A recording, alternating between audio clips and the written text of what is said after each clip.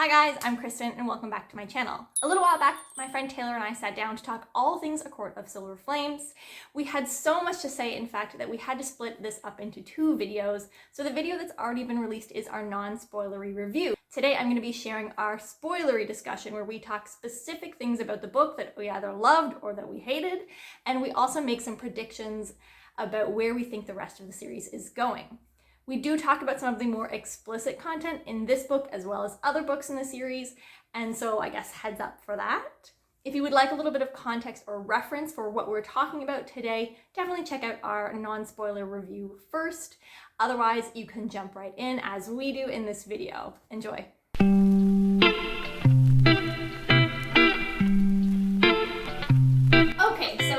Still here, we are going to get into some spoilers for this book, and I think sort of like some ACOTAR themes or issues at large. Oh, the intervention.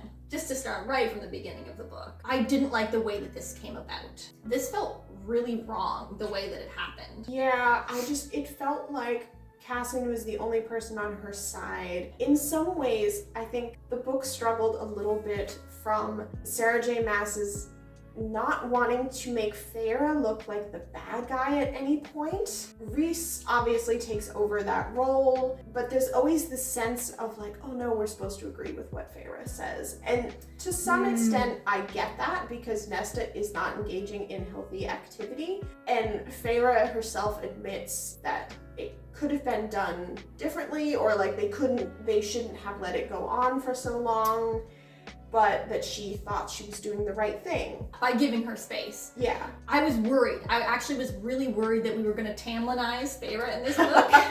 It was just going to be a huge character assassination, and that didn't happen. I thought Feyre was being really supportive and understanding and just being like, we think that this is what's best for you. But then she says a thing about, do you know how embarrassing it was to have that bill show up in front of my family? And that is, in that moment, I was like, oh, Feyre. I was really lost by Amren actually lying to Nesta. And so she says something about like, you are the emissary to the human lands, and it says rule number 261 or whatever says this. Then later on, Amren's like, haha, there is no rule like that. It's portrayed as like, oh yes, Amren's so tricky, but I just thought it was a douchey thing to do. I actually don't like Amren. I don't either. I think we're just, as readers, we're supposed to be like, oh yes, these other characters are so perfectly in the right. And Nesta should, of course, apologize to all of our faves, even though I've always liked Nesta. Yeah. Possibly more. It's because she's not perfect. Yeah. All of the other characters are too perfect. Okay, I cannot decide if I could get rid of one thing, one like element of a Sarah J Maas book, what would it be? Is it the mating bond, like I'm so over? Or is it the everyone being the most beautiful, the most powerful, the biggest cocks, I can't decide if it's the like everyone is the amazing, the most best of everything always, or the mating bond. I don't know which one I would vote to give up. So the perfect, really awesome characters annoys me, but I think it's a common trope across fantasy and a lot of fiction as well. People want their characters to be great, they want their characters to be really liked, and so they just keep becoming more and more powerful, especially in fantasy where it's you have magic and you're a sexy fae and you've lived for 500 years. And yeah, so of course they're the best at sex. Yeah, of course. But also the sex with this new person is the most amazing, like this missionary position. Oh, it is not missionary in this book. Not this one. No, I was reading A Court of Mist and Fury, and there's a moment, this is like very adult content by the way, I forgot to do the disclaimer, and it's like she's about to go down on him, and it was like, I put my mouth on him, and he was like, oh my god, Feyre, and he's like gasping, I'm like, sorry, he's never had a blowjob? Like, to go back to your original question, I think the mating bond is more annoying for me because I hate the idea of sort of insta-love. And yes, I know that the whole Lucian and Lane thing means that it doesn't always work out. Yes. I hate the soulmates idea. I hate the idea that all other relationships are just worthless. And even if they think that they might have been in love, it's nothing until they meet this other person who just happens to be their mate. It's so weird and I hate it. This is actually really funny. We were out walking the other day And in this older lady walked past us as Taylor was saying, like, the problem with the mating bond is we got the funniest look. She was really nice about it. She was really nice about it, but we were very embarrassed. I mean, the blood right happening was so obvious. It was so obvious and not very interesting, to be honest. Would you rather more, like, the amount of training that we got and the amount of blood right that we got, or would it have been cooler to see it less training and more in... Maybe an extended blood right could have worked in that way, but I mean, it wasn't really the plot. Of course it got wrapped up with the plot. It's so contrived. If you have the power to drop somebody into the freaking blood right, then like, why not just kill them there? They were like basically chloroformed. If you want them to die, just kill them there. Why do you need this elaborate plot where you then meet on the top of a mountain and I also have issue with Nesta, Gwyn, and I guess Nesta didn't technically, but with Gwyn and Emery winning the blood right. Yeah. We made a point of saying earlier in the book, Cassian is saying like only, I forget the number, but it was like 6 or 9 or maybe 12 had ever like reached that level in like the past 500 years of people. I'm not even gonna, this isn't a man-woman thing, but of people who have literally spent their whole lives up until that point training for this event. But Nesta, Nesta, Gwyn, and Emery, who have been working out and training for just under a year, they've been training for that long, and they're gonna win the whole damn thing that only like 9 other Illyrians in the past 500 years have won? But Kristen, they're the most special and the most awesome, and they have Cassian with his huge cock training them. It's cool that they saw that coming. Should they have like lived through it? Yes. Yeah. Not a lot of deaths in this series, or even reached the mountain, like gotten to like a cool like that level, but won it? Yeah. That was too much for me. Yeah, me too. And then there's the whole Briallen thing, like the dead in a snap, oh yeah, blink of an eye. That was so disappointing. Was it Nesta's power? Yeah, Nesta just like unmakes her in like a single moment. I was reading it pretty quickly. Okay. I was just like, all right, yep, Cassian's not gonna die. We're gonna be fine. Yeah. So the Feyre scene at the end. Yeah. Again, like why did Feyre need to be in her Illyrian form when they conceived? In order for the baby to have wings, in order to have this be a complicated problem. I mean, as soon as you hear that she's pregnant, you know that something is going to go wrong. But also, I guess this I heard that there was a dramatic birth scene, so I was spoiled on that a little bit. I thought it was, very like contrived for there to be a complicated birth scene. And that's not taking away from like that births can be dramatic. It was a mechanism for Nesta to have to get over her feelings about Feyre, and also a way for Nesta to prove her worth to the rest of the group because she saved Feyre. And to lose the power. That's true. Although before she lost the power, she certainly made it awfully convenient so that she and Cassian could have kids at some point in the future. I feel like this was a missed opportunity to have like a pro women don't always want kids moment. When as soon as it was like, oh, well, this like birth canal thing, the pelvis isn't shaped in such a way, and I'm like, oh, okay, well, she's clearly gonna mate to Cassian, so does that mean that they're not gonna have kids? Oh, cool.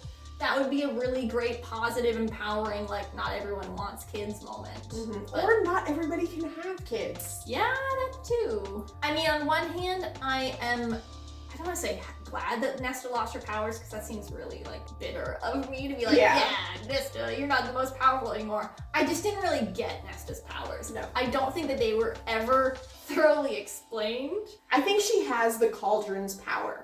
Why that shows up as silver flames, I don't know. Why it's described as death, I'm not really sure. She was too powerful, and she needed to go because she was more powerful than Feyre, and we can't have that. And Rhys. Yeah. But it was a very Aelin moment. Yeah. Which actually always bothered me as well. I liked that Aelin was like otherworldly powerful. I was like, get it, girl. I was okay with her losing her power. Yeah? And I'm also okay with Nesta losing her power because they made so many comments about, like, Cassian's always thinking, like, she'd be a really great general. I think she's going to have this sort of position in the later books where she's more like politically important without being like magically powerful. And I'm actually really up for that. I would really like to see somebody have the chance to be powerful when it's not their specific magic. I mean, she's gonna be the general of the Valkyrie, right? Like, yeah, oh yeah. I think that that's so cool because I really liked that Sarah J Maas like tied in this, like she knows what to say, she knows how to take people down, she was like scheming, and they linked it back to like her playing power games at like balls and stuff with her when she was a child. Speaking about power games at balls, do you want to talk about the ball scene? Oh, I think it was perhaps the most unnecessary part of the whole book, was just like, and by the way, Nesta is otherworldly amazing as a dancer. I didn't really get what it was doing with Eris. I would love to talk about Eris further. It intrigues me.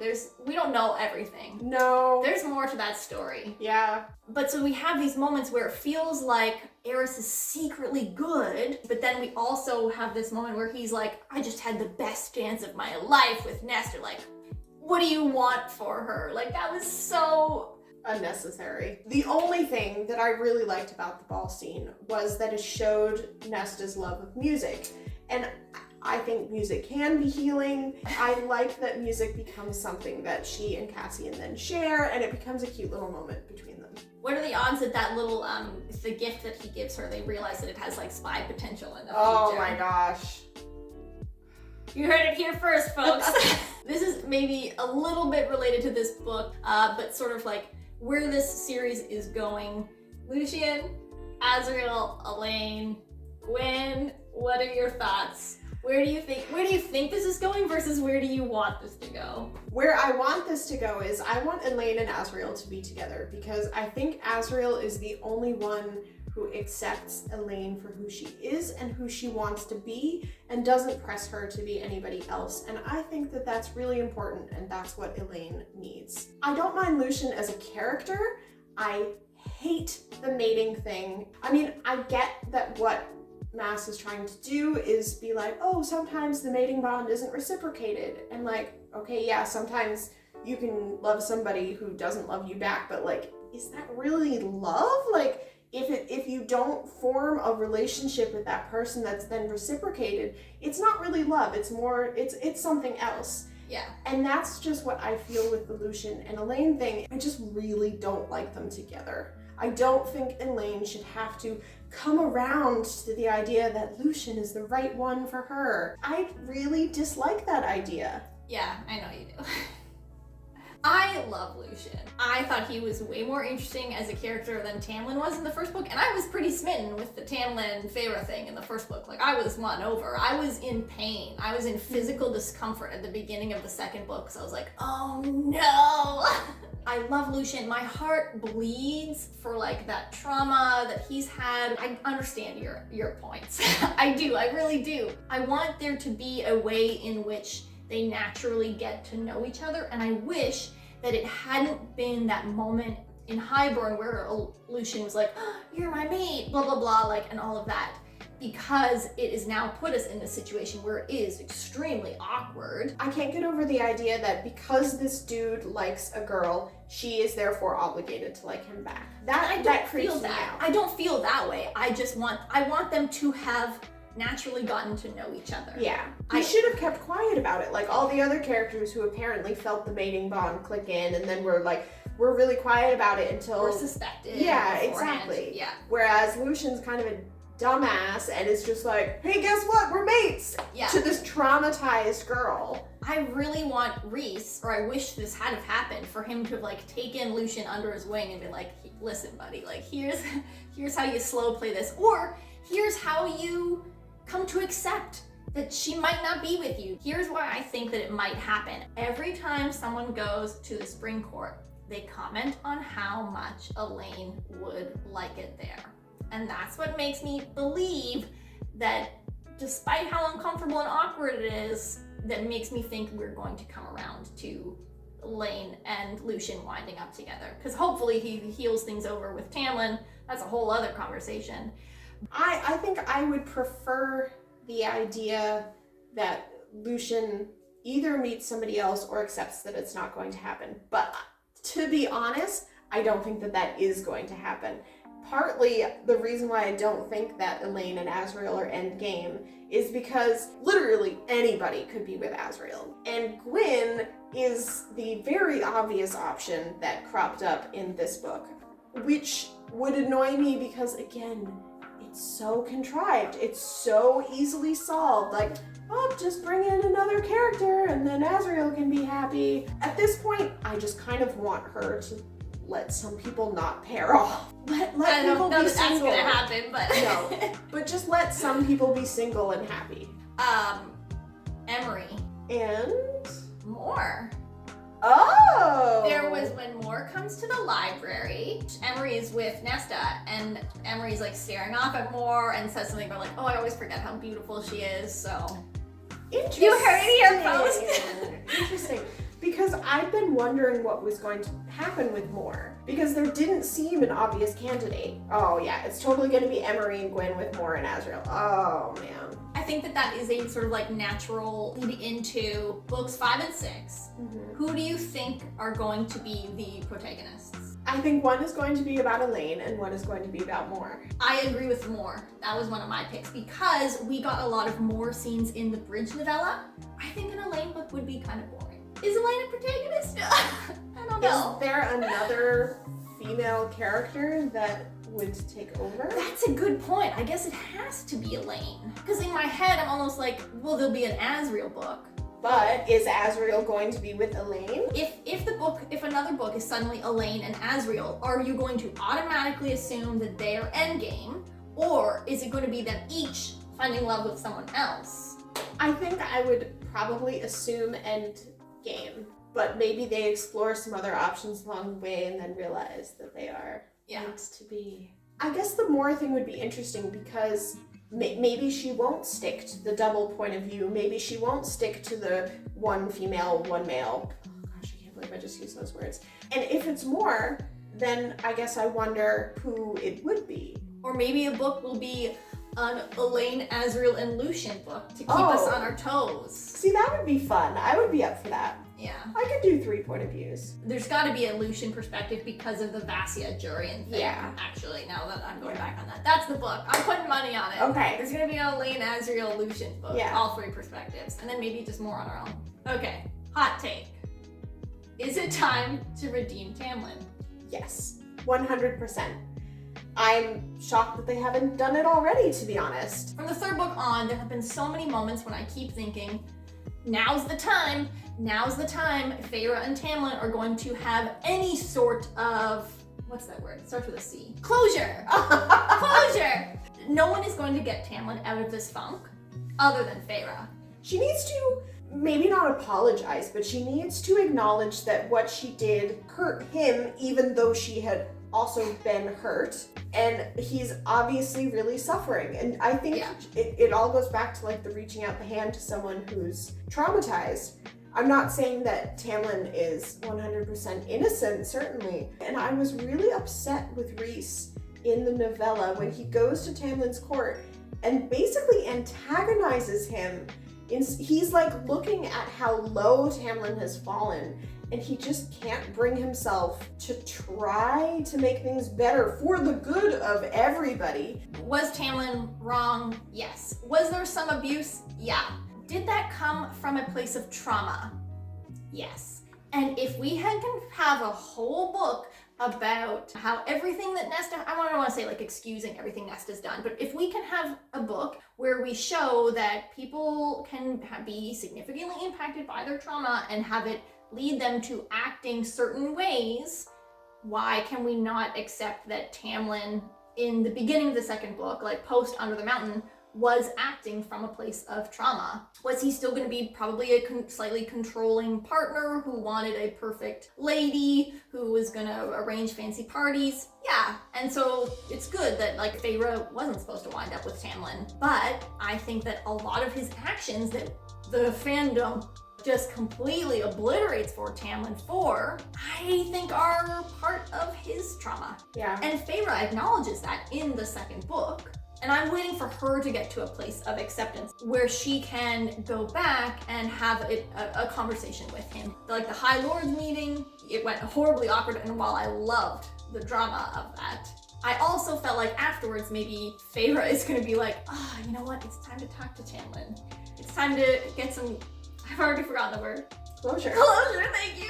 I was really shocked that it didn't happen in the first 3 books. And I guess plot-wise, it's because they need the Spring Court to be weak in order, something is going to happen with it. It's going to get invaded or whatever. I was really shocked that Feyre didn't make more of an effort to, like, did she even thank him for, he basically saved Rhys. Or he contributed to that. That's another time when I thought, okay, finally now Feyre and Tamlin are gonna like talk about it, was at the end when Tamlin's like, just be happy, Feyre. And I was like, perfect. Yeah. We're finally gonna get the moment. She's gonna go track him down afterwards and have, no. Oh, good. I'm glad we're on the same page of this. I don't think the fandom is. I do think that she sort of character assassinated Tamlin, more so than Chaol. More so. Way more than Way Chaol. more. But I was still annoyed about that in Throne of Glass. Yeah, I have strong feelings. So I have strong feelings about that situation. Were there hints that Tamlin was perhaps a little bit more controlling? Yeah, when you go back and read the first book. But it's also the source material because it's based on Beauty and the Beast. And if you think about it, Beauty and the Beast is problematic in itself. Oh, yeah. And so I feel like any story, or any story that takes inspiration from Beauty and the Beast has to do some work in order for it to not be a problematic relationship. There's a power imbalance there, which I usually have a problem with when I read relationships in fantasy as well. There's a lot of power imbalance or age imbalance. That's another thing why I don't really like the Fae being 500 years old. That just kind of freaks me. Because they're always with a 19-year-old, you know, like they're, and of course the Fae age in such a way that the man always looks like he's in his mid to late 20s. Trying to remember how old Hunt is in the present city. I don't know. But he's an angel, so he must be like super old. I told you, he's not like an angel from heaven. He's like 2,000 years old. No, he's like a species. It's like a separate species. Taylor won't read Crescent City. Has the Birth and Blood. Angels are too much for me. But it's like a species. I can't do it. It's also, I know also that it's more urban fantasy, and it's hard for me to get into urban fantasy. It's not our world though. It's like an alternative world that is advanced technologically, but that is also Fae. Still not convinced. I'll wait until I need a Sarah J Maas book. Okay, well I think that is it. Thank you so much for sticking around if you are still here. No clue on how long this video is going to be, but it seems like it's going to be a long one for how long Taylor and I have been 2 videos chatting. But anyway, thank you so much for joining. Let us know down below, where do you fall on the Elucien, Azriel, Elaine, Gwyn situation? How do you feel about Nesta? Were you pro Nesta before or not? Have you changed your mind after reading this book? Let us know. Anyway, so thank you so much, Taylor, for coming in. Thank you so much for having me. It was really fun. This is my first booktube blog, and I'm really excited to be involved. Okay, well, thanks so much for joining. We'll see you guys next time. Bye.